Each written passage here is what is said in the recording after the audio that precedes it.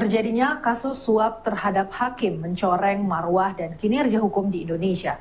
Kinerja hakim sebagai pemutus keadilan menjadi sorotan di kalangan anggota DPR.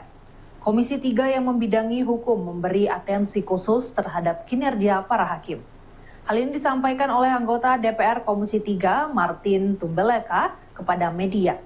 Politisi Gerindra ini meminta adanya evaluasi terhadap kinerja hakim sehingga kasus suap terhadap hakim dapat diberantas.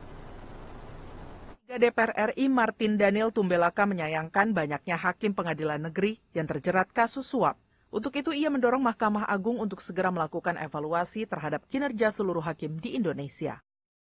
Martin mengatakan kejadian tersebut mengakibatkan rusaknya kepercayaan masyarakat terhadap keadilan dan penegakan hukum di Indonesia.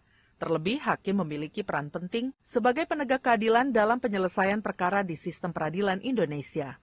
Oleh karena itu, Martin meminta Mahkamah Agung untuk mengevaluasi dan meningkatkan pengawasan terhadap kinerja para hakim agar tetap mengedepankan integritas dan profesionalitas.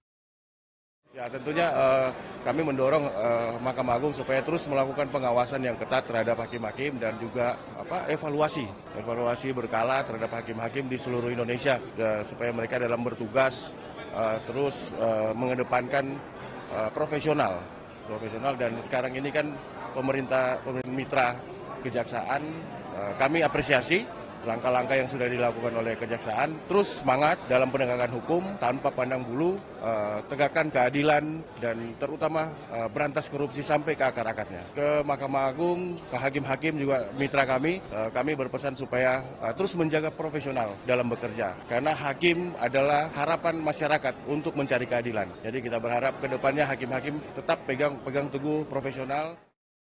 Martin mengapresiasi kinerja Kejaksaan Agung dalam mengungkap kasus suap hakim dan meminta Kejaksaan Agung untuk membongkar perkara tersebut hingga tuntas, guna menegakkan keadilan di tengah masyarakat.